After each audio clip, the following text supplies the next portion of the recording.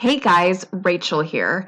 I wanted to give you a little heads up before we jump into this week's episode. Unlike prior weeks, we got to record this episode on location at, of all places, a milkshake shop. So just give us a little bit of grace since the sound quality is not the best. But know that we had so much fun recording it, knowing that we had milkshakes waiting for us in the freezer that was only like 6 feet away. All right, guys, now let's jump into this week's episode.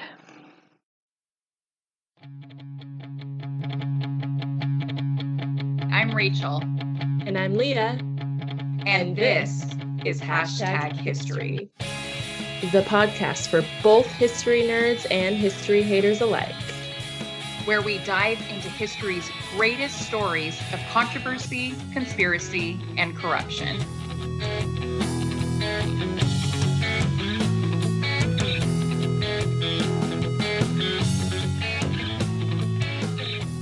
All right, you guys, this is Hashtag History episode 10. I'm Rachel. And I'm Leah.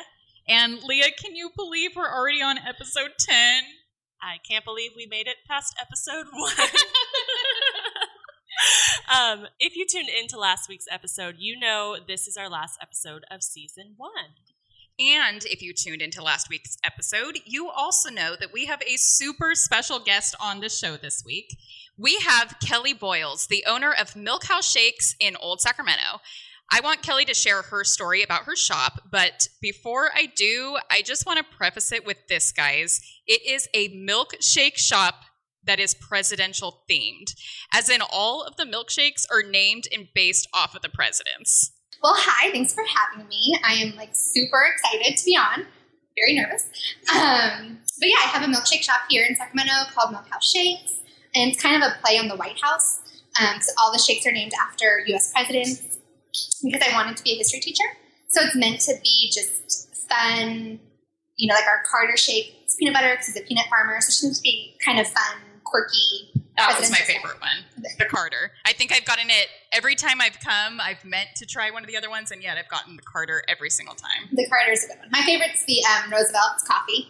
Yeah. So you need a little caffeine boost. I love it. Now, we intentionally had Kelly on this particular episode because, as I understand it, Kelly is obsessed with the Teapot Dome Scandal. Literally obsessed. I remember I was in college and I had to go back. I was in a sorority and we had to go back early for recruitment, which sounds weird if you weren't in one because you'd practice for 2 weeks to recruit people. Anyway, there's nobody on campus. I was like, well, I'm going to buy a book because, I need some downtime. And I picked up this book called The Teapot Dome Scandal by Leighton McCartney, and I, could not put it down. It was life-changing. And I remember that year I was a history major, and we had to write a paper on something, so I chose The Teapot Dome Scandal. And during sorority recruitment, we have to have, conversations with all these potential people. They don't know you. You don't really know them. You're trying to impress them. Yes. I literally You impressed them with the Teapot Dome. I don't think one of those girls were in the house. So all I talked about was, oh my gosh, have you heard about the Teapot Dome Scandal? Let me tell you. And I was obsessed with it. That is awesome. I love that. And that's one of the reasons I'm really excited to be covering this topic, because the Teapot Dome Scandal, it is such an underrated event in American history. And it's all about controversy, conspiracy, and corruption, which, if you've listened to our intro, that's literally what we do here on Hashtag History. Prior to the Watergate Scandal during Nixon's administration, the Teapot Dome Scandal was the first major scandal to occur in the highest office of the land. It occurred during President Warren G. Harding's administration. This scandal involved secret bribing that occurred at the hands of Harding's very own cabinet, particularly a man by the name of Albert B. Fall, who ended up profiting from the scandal by more than $400,000, all before getting caught and going to jail. Although it is still up for debate just how much involvement Harding himself actually had in the Teapot Dome Scandal, it can be said without a doubt that Harding was no angel. And although Harding would never serve time behind bars for his crimes, he did end up paying for them with his life. And of course, it is now time for Leah's cocktail segment.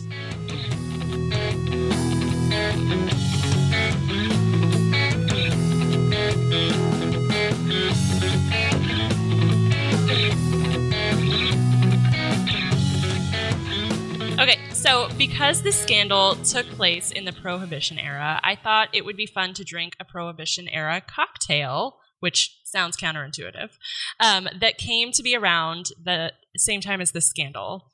So this week we are drinking the Mary Pickford cocktail. Ooh. Yeah, sounds sweet. It is 1.5 ounces of white rum, 1.5 ounces of pineapple juice, a teaspoon of grenadine, 6 drops of maraschino liqueur, which, was that hard to find? Yes. There was a $30 option, and there was the knockoff that was $3. We're drinking the $3 stuff, guys. It's fine. That sounds like my type of drink. Okay. So this drink was named for the Canadian-American film actress Mary Pickford. It is said to have been created for her in the 1920s at the Hotel Nacional de Cuba on a trip that she took to Havana with Charlie Chaplin and Douglas Fairbanks. That made me want to Havana Unana when you said that. That's all I can think of. All right, dork. Fun fact, if not somewhat hypocritical, we all probably maybe know that Prohibition took place from 1920 to 1933 during Warren G. Harding's presidency. So despite the fact that Harding did very much support the 18th Amendment, which prohibited the sale and transportation of alcohol, he for sure did not let this stop him from enjoying a prohibited beverage or two or three. One White House employee confirmed that she oftentimes saw Harding and his buddies drinking scotch with soda in the Oval Office, which seems wildly inappropriate in itself, not even considering the hypocrisy. But I know, it was a different time. So with that, cheers, guys. Let me know what you think. Cheers. We're drinking out of red Solo cups today. Yeah. Like a 7 out of 10?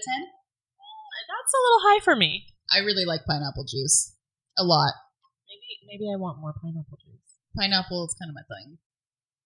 What do you think? I feel like it's one of those like dangerous drinks because you cannot taste the alcohol. Agreed. So it's kind of sweet and Agreed. Well, I'll drink some more. Yeah. I don't, and then before you know it, it's too late. I'll have a full red soda. Yeah. Yeah, for sure. Well, thank you. Not bad. Yeah, I like it, and I'll definitely be drinking it throughout. So let's dive right into the scandal by starting at the very beginning with who the heck was Warren G. Harding. I think for nerds like myself, and definitely nerds like Kelly, who literally owns a milkshake coffee shop with drinks named after the presidents, we are definitely familiar with the United States as 29th president. But for those that aren't, let's do some background. Just a heads up that I'm going to be doing a lot of the verbal vomiting while laying the foundation about who Harding was, but Kelly will have lots to share later as we get into the actual scandal. Similar to when we were discussing Andrew Jackson in episodes 7 and 8, I feel like you can't just start at Warren G. Harding's presidency. There is so much about his early childhood and his young adult life that made him the president that he one day became. So let's start on November 2nd, 1865, when baby Warren was born. Kelly, I know it goes without question that you know of another very significant event that happened earlier that year in 1865. Still sad about it. Still sad about it, guys. We're referring to Lincoln's assassination. Yeah, that was too soon. Too soon. Yeah, so what a year to be born. But yes, Harding was born in 1865 in Blooming Grove, Ohio, the oldest of 8 siblings. And to call this guy a homebody would be an understatement. His family lived in Blooming Grove until Harding's last year in college when they moved to Marion, Ohio. Once Harding completed his final year of school, he too moved to Marion with his family. He stayed in Ohio the majority of his young life, and there are even some quotes from him at the time talking about people that had left Ohio and found success elsewhere, almost like with a sense of disdain. But then again, who am I to talk? I have literally lived within the same 20-mile radius for the last 27 years and don't plan on moving ever. Anyway, Harding, aside from being a 100% homebody, he was also a pretty smart and ambitious guy. When he was only 11 years old, his dad bought out a local newspaper, and that's where Harding learned all the ins and outs of the newspaper business, using this knowledge to both put out a paper with a buddy of his while they were in college, and also to later buy out a failing newspaper at the time, the Marion Star, when he was only 18 years old. Harding completely flipped the newspaper around, making it a super successful business. In order to flip this paper into a successful one, though, I think we can see here examples of the beginnings of Harding's corrupt nature. Biographer Andrew Sinclair is quoted with saying about Harding's time at the paper that he started with nothing, and through working, stalling, bluffing, withholding payments, borrowing back wages, boasting, and manipulating, he was able to turn a failing newspaper into a successful business. In fact, Harding continued to be financially invested in the Marion Star all the way up until 2 months before his death. It's also said that his good looks helped him to become as successful as he was. Leah, I've uploaded a picture of Harding from 1882 for you to look at and tell us what you think of these stunningly good looks. This picture would have been taken when Harding was about 17 years old. Wait, this one? He was 17? Yeah. Because I was going to say that's a 40-year-old man. And Nope, he's still a minor. Okay. He aged well, though, actually. He's an older photo. Oh, he's an attractive, nice. Yeah, I don't actually have one of his older photos pulled up, but it looks just like this. Keep in mind the eyebrows stay the exact same color, but the hair on top of his head turns white. Yeah. But he, like, for an older man, you're like, for a corrupt older man, you're like, older man. He's not that bad looking. Yeah, no, I definitely would have guessed that was a 35 to 40-year-old man in that picture. But good looking regardless. 17. You have the hots for a 17-year-old right there. It was these looks that also helped Harding swoon the future Mrs. Harding, Florence Kling. Wow, let me do that again. Florence Kling. Florence was 5 years Harding's senior and actually had a 10-year-old son when she met Harding from a previous marriage that had ended pretty shortly after it began. Little side note, but something that is really interesting to me is that Florence's first marriage was actually printed in the Marion Star 10 years before she and Harding ever met. This would have been published right around the time that Harding took over the paper, so it's possible he was even responsible for its publication. So that's super interesting. Florence was a very smart, but also very hard-headed woman who came from a very wealthy family. Her father, Amos Kling, a developer, he was actually extremely against the marriage of Florence to Harding. One, because he believed Harding was just social climbing, and two, because Harding's paper constantly talked mess about him. It's not a good way to warm up to your future father-in-law. Florence went against her father's wishes and married Harding in 1891.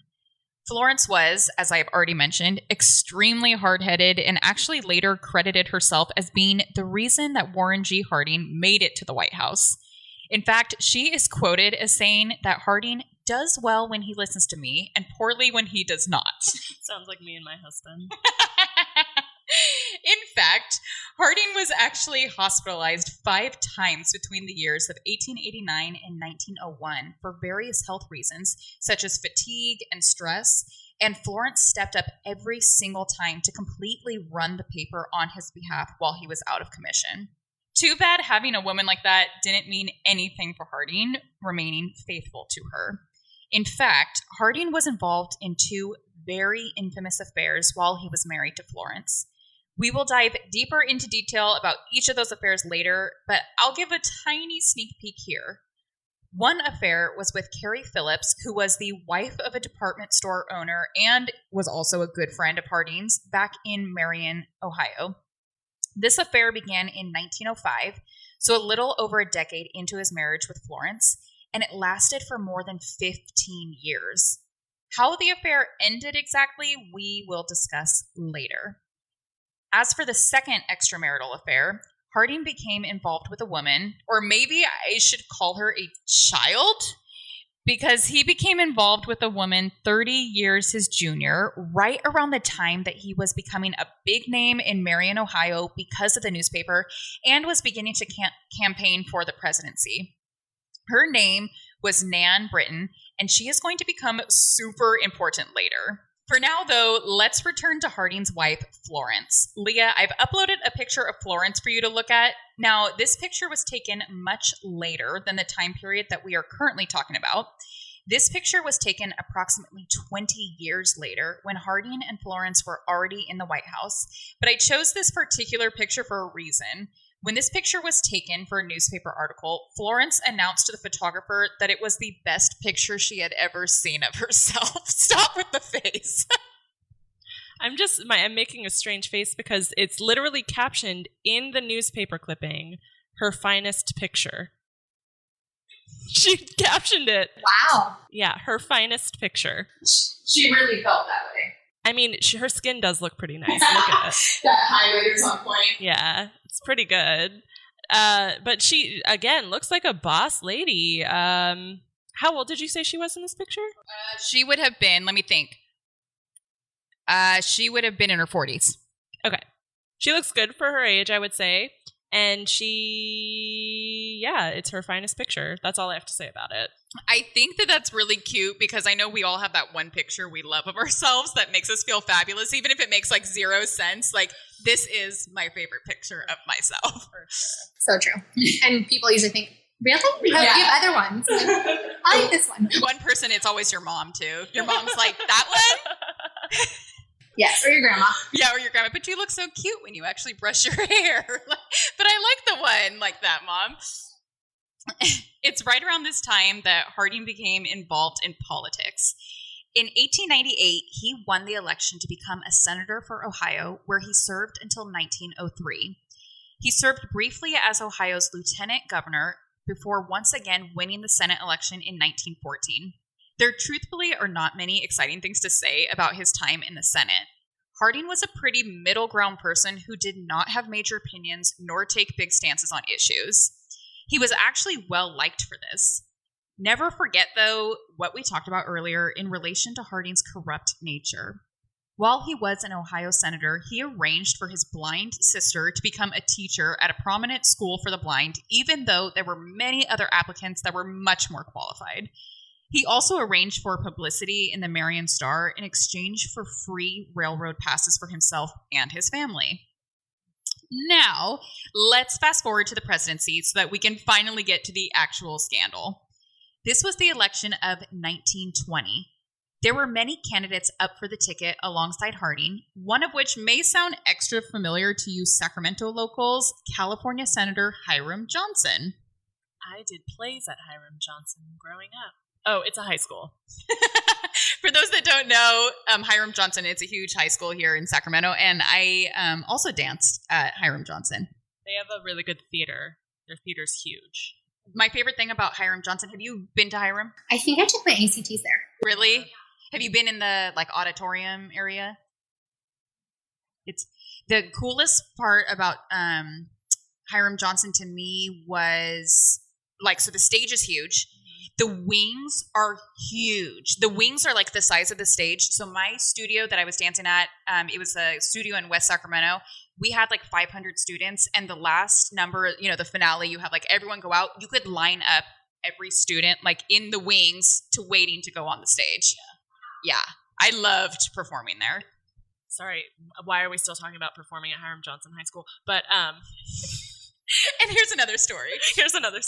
Just talking about the big wings is we had huge props, stage width props that we just pushed off in the wings. They were so big. I don't understand why all stages are not made that way. It's brilliant. Okay, so now we're done with that. Anyway, similar to when Harding was an Ohio senator, many people liked that he was very even-keeled and didn't necessarily take a stance on anything. He ran on a campaign of a return to normalcy, and many Americans were more than ready for that, having just begun the recovery from the First World War.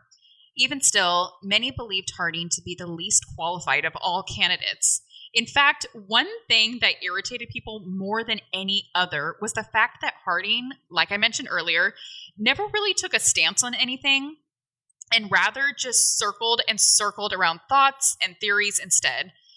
Leah, I've uploaded a quote from a journalist at the time. His name was H.L. Mencken, about how he really felt about Harding. Oh my gosh, I just read the first line and it's cracking me up. Okay. It reminds me of a string of wet sponges. It reminds me of tattered washing on the line. It reminds me of stale bean soup, of college yells, of dogs barking idiotically through endless nights. This is so harsh. It is so bad that a kind of grandeur creeps into it. It drags itself out of the dark abysm? Yeah. Okay. The dark abysm of pish and crawls insanely up the topmost pinnacle of Tosh. It is rumble and bumble. It is balder and dash. He didn't like him. I don't think so.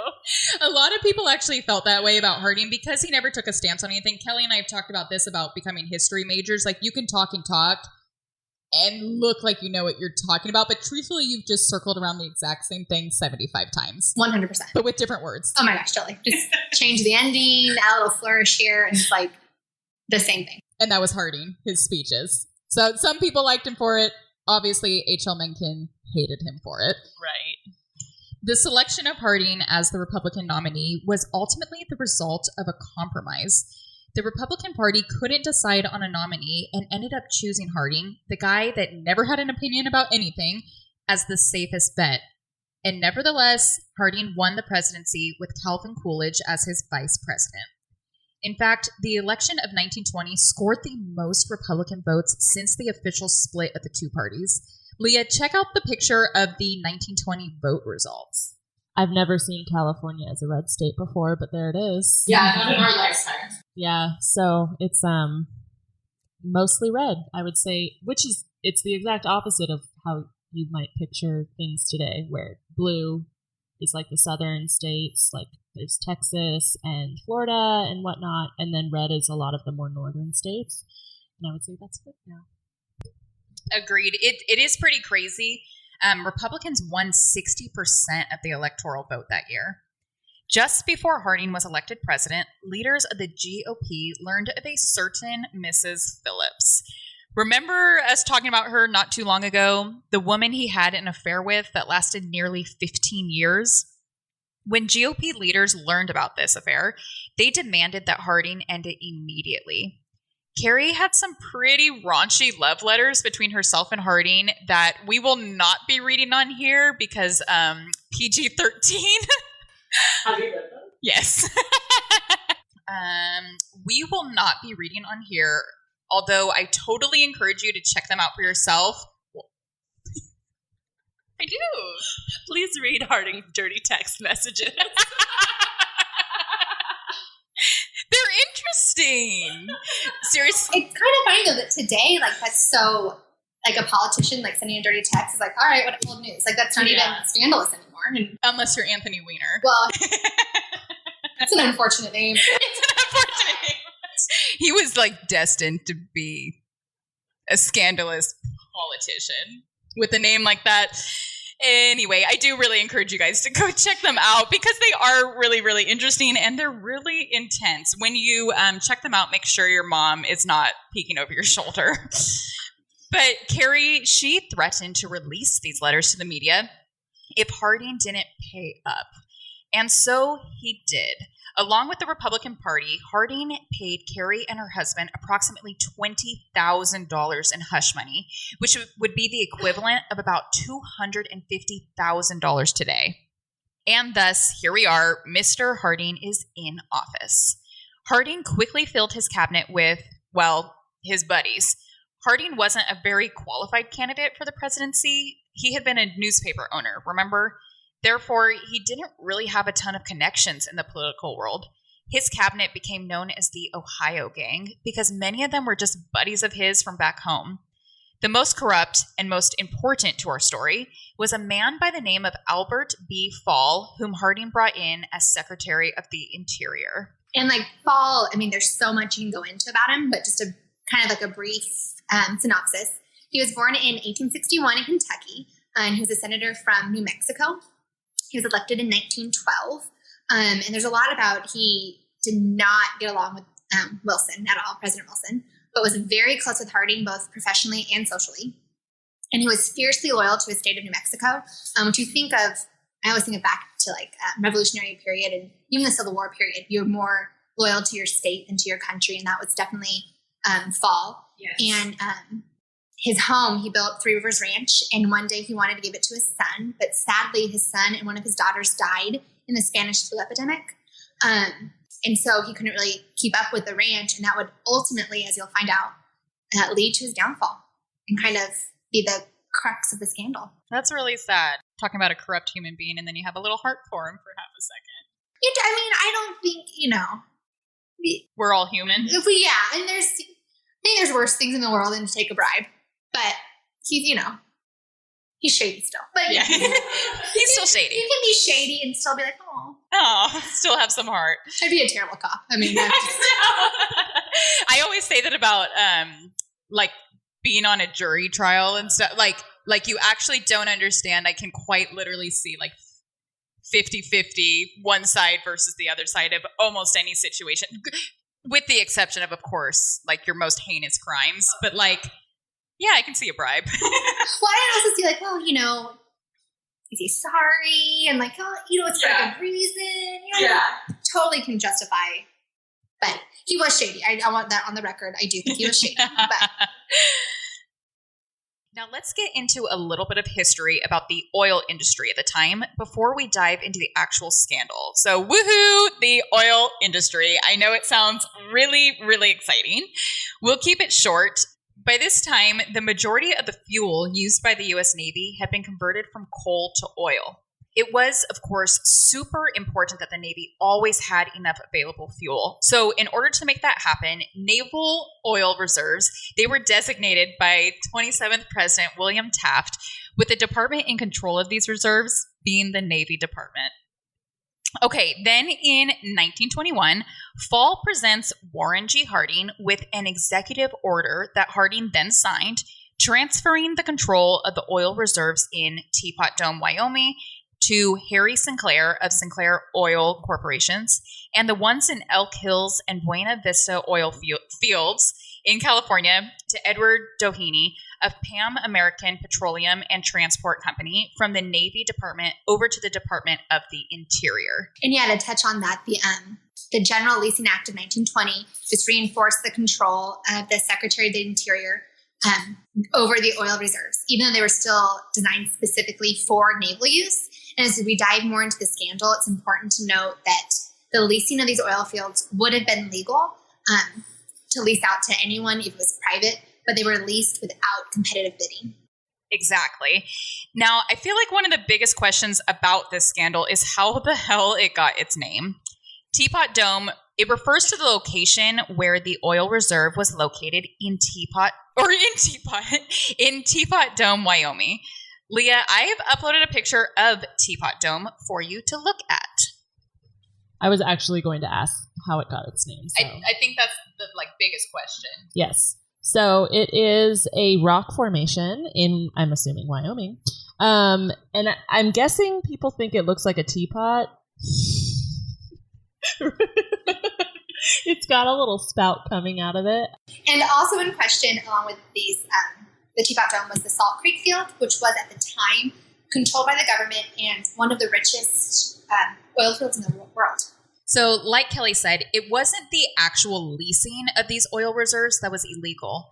Rather, it was the fact that this had been done without a public announcement nor a competitive bidding process. I'll give a little bit of personal background here. When I was working for the city of Sacramento, my office was responsible for holding the bid opening in the council chambers every week.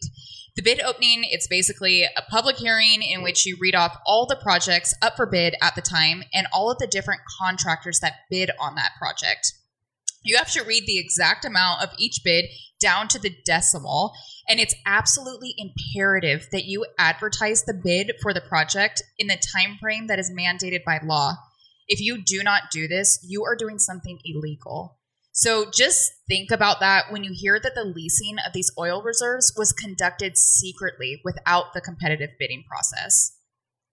By leasing these oil reserves to specific companies, these companies obviously became insanely profitable. which then, in turn, made Fall filthy rich. Like I teased at the beginning of the episode, Fall ended up receiving over $400,000 in gifts from the oil companies in exchange for his favor. This would be the equivalent of nearly $6 million today. So even prior to his position as Secretary of the Interior, Fall was experiencing financial problems, and he turned to his friend, Edward Doheny, who was one of the wealthiest oilmen in the country. I actually give a little backstory on Doheny in a second. But also, too, to note, Fall and Doheny, a lot of speculation about the Teapot Dome also goes back to like the Mexican Revolution and protecting oil rights here in the States, which was really big for Doheny because he was in Southern California, and so they just had a close connection. Anyway, so disguised as a loan as a close friend, Doheny gave Fall $100,000 in cash in exchange for drilling rights for oil deposits in Elk Hills, California. And at the same time, Harry Sinclair, who was kind of Doheny's Midwest counterpart, an insanely wealthy oil tycoon, was looking to expand his mammoth oil company and agreed to take part ownership of Fall's Three River Ranch in order to keep it afloat in exchange for drilling access to the oil reserves in Wyoming. So a little backstory on Doheny. He was an oil tycoon west of the West, California, and owned the first free-flowing oil well in LA. And he is credited with triggering the Southern California oil boom. And, kind of a fun fact, the main character in Upton Sinclair's book, Oil, which I have tried to read 3 times, and always put it down, but I always want to read, like, it's on my list. It's just one of those things you just start reading and you stop. It's like Lonesome Dove. I'm reading it right now, but I'm like, I'll come back to it. Anyway, it is said that Doheny, the main character in the book, is loosely based on Doheny. That's cool. Personally, I'm fascinated with it because on USC's campus, we have a library called Doheny Library, which is named for Doheny's son, Ned, who gets caught up in the scandal as well, and we'll be talking more about later. Yes, we will. Suspicion arose not only because of the fancy lifestyle that Fall began to live, but also because oilmen from the Wyoming area noticed trucks with the logos of the oil companies Fall was leasing the reserves to, driving back and forth to Teapot Dome. An article was written about this in the Wall Street Journal on April 14th, 1922, and by the next day, Wyoming Democratic Senator John Kendrick was calling for an investigation into what was going on. So initially, there was not much evidence against Fall that depicted an unjust transaction between he and Sinclair and Doheny. So the investigation shifted to the improvements that were made on Fall's Three Rivers Ranch. And Fall's crucial mistake was that he lied to the jury, claiming he did not accept any money from Doheny or Sinclair while he was Secretary of the Interior, which is false. But it's weird to note that Fall and Sinclair were both eventually indicted and given prison sentences. But Doheny, however, was never convicted because it kind of came down to him claiming that the money he gave Fall was a personal loan and not to gain access to these rights. Fall's arrest actually made him the very first U.S. cabinet member to ever be imprisoned. There is evidence that, at this time, Fall was also in trouble with another oilman, James Darden, who claimed that he should have had first rights to the Teapot Dome site and not Sinclair. See, guys, this is what happens when you do not have a public competitive bidding process. The Denver Post picked up this story, and just as they were beginning to air all the dirty laundry, there's evidence that Harding actually convinced Sinclair to pay off the Post and Darden in order to escape more media scrutiny. Now, just how involved Harding was in the Teapot Dome scandal is still a question today. Many believe it was all Fall's doing and that Harding simply signed the executive order in front of him without really looking at it. To me, as president, you better be reading and rereading every damn executive order you sign. If that is the only evidence we ever have against Harding, it's enough for me. But there is actually other evidence that Harding benefited from the money that came from the scandal. For one, Harding received an offer that was extremely high to buy out the Marion Star. This arrangement is believed to have been made by Sinclair himself. Harding's wife, Florence, may have also benefited from the money that came from the scandal. there's evidence that she was going around telling all her friends about an all expenses paid year-long cruise that the Hardings planned to take, along with 50 or so of their friends, once Harding's presidential term was over. Does it come as a shock to anyone that this cruise was to take place on Sinclair's luxury yacht? Yeah, I didn't think so. The Hardings would never take this cruise, though, because on August 2nd, 1923, just 2 years into his presidency, Harding died suddenly. At the time, it was said that he had a stroke, but nowadays I think most people believe he died of a heart attack. I personally believe he died from the stress and the weight of the corruption of his administration. But there will always be conspiracy theorists, some of whom claim that Florence was actually responsible for his death, maybe by way of poisoning. Perhaps she had found out about the extramarital affairs. Perhaps she had found out about the corruption and knew the ways in which it was going to cast a dark mark over her life. It is interesting that Florence refused to let doctors conduct an autopsy, although they really wanted to, and she demanded that her husband be embalmed immediately. Hey, speaking of those extramarital affairs, so remember Nan Britton that we mentioned very briefly earlier, the baby that Harding became involved with. So here's the story.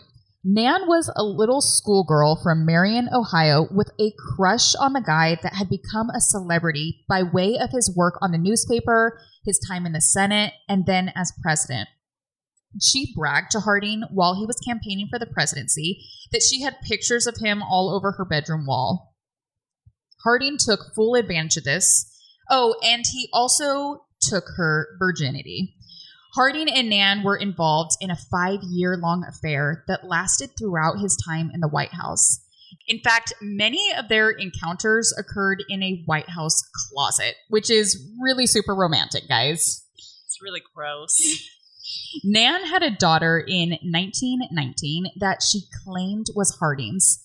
In fact, she continued to claim this until her death in 1991 and suffered being vilified by all of her haters who said she was just out for money.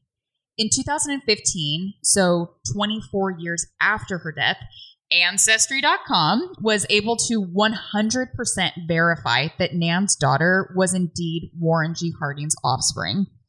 And then Nan and Harding's daughter, she died in 2005. There is one other scandal I want to talk about that was potentially a result of the Teapot Dome Scandal. This tragedy is known as the Greystone Murder-Suicide. To set some very quick context, this fatal incident occurred at the Greystone Mansion, which was purchased by the city of Beverly Hills in 1971 and has since become the set of more than 50 movies or shows, including Gilmore Girls, X-Men, Jurassic Park, The Lost World, The Holiday, What Women Want, and so many more. Now you're talking my language. So why are we talking about this? Remember, Kelly briefly mentioned earlier that we were going to be talking more about Ned. Very telling. Foretelling, guys. Foreshadowing. Remember, Kelly briefly mentioned earlier Ned Doheny, Edward Doheny's son. Well, with all that money that Edward Doheny had from the oil industry, he had this elaborate mansion built as a gift for his son. But only 5 months after moving into the mansion, tragedy struck.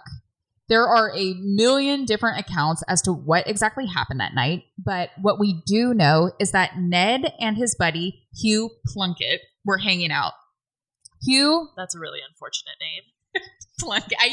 I knew you were going to say something about Plunkett.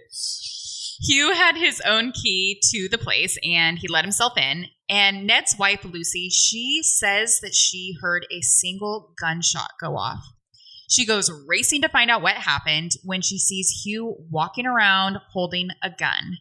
Hugh disappeared into a bedroom, and then Lucy heard another gunshot.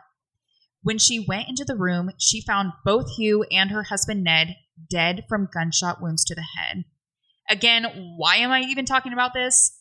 It's because there is significant evidence that perhaps this murder-suicide was committed in response to the Teapot Dome Scandal.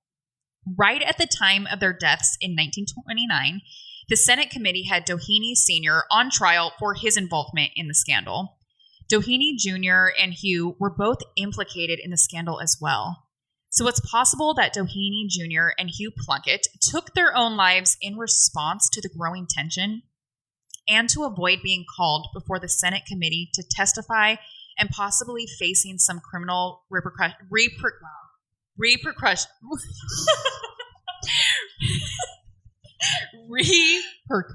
Holy.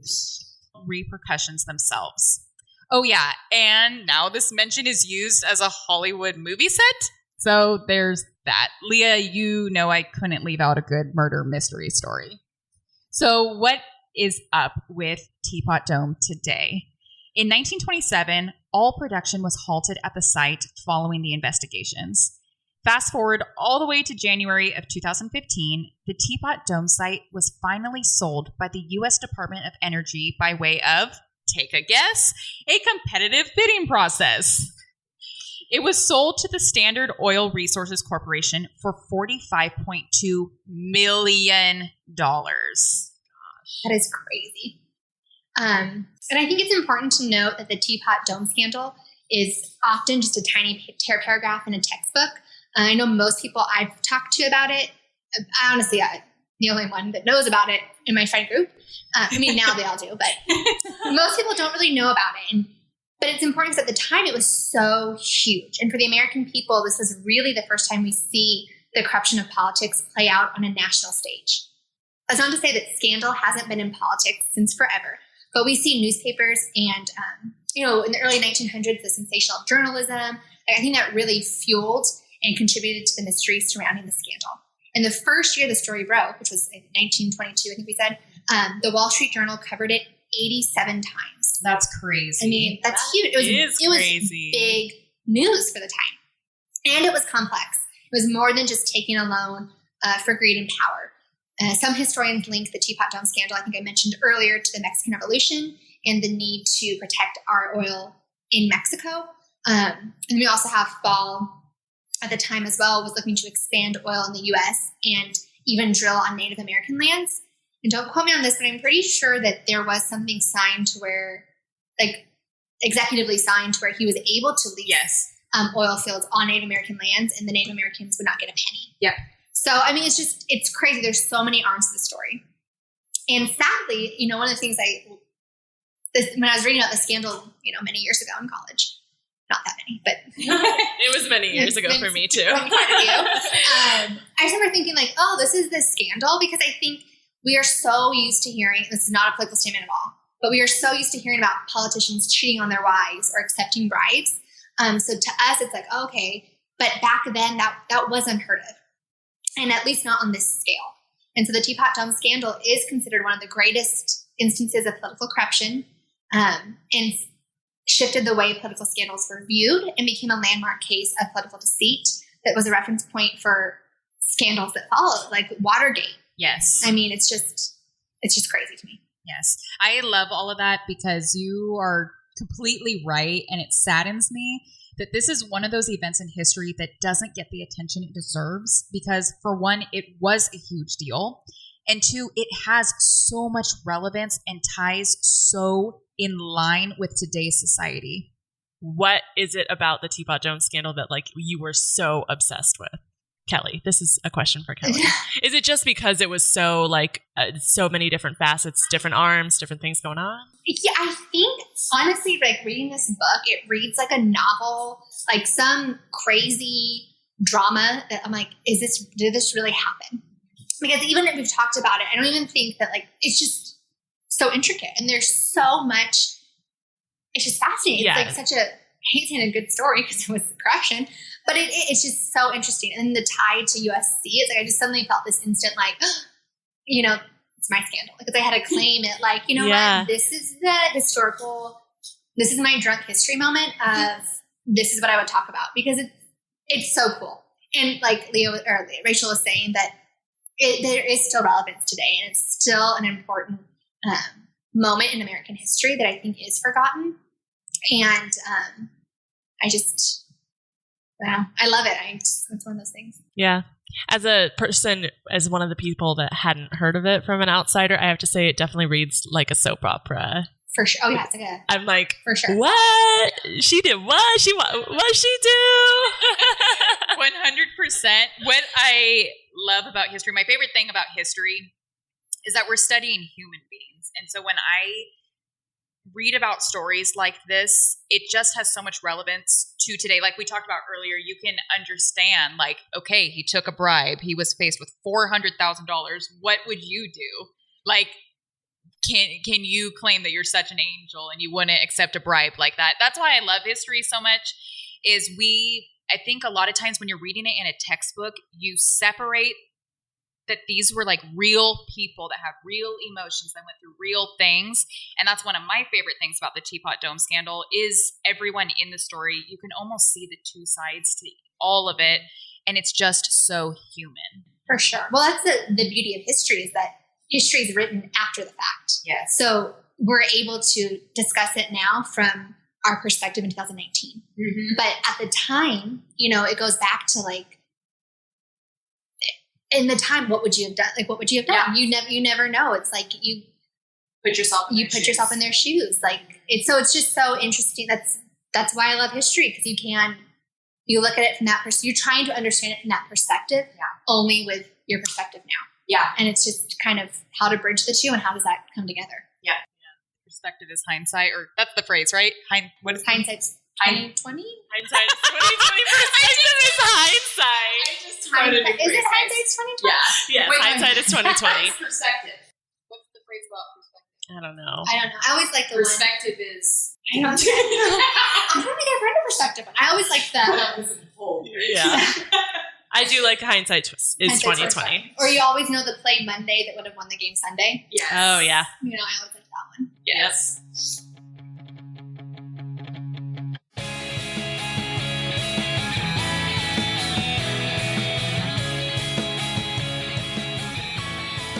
Well, guys, that is all that we have for you. I can't believe this was our last episode of season 1. We want to thank you all so much from the bottom of our hearts for tuning in this whole season and making this such a successful podcast. We love you guys.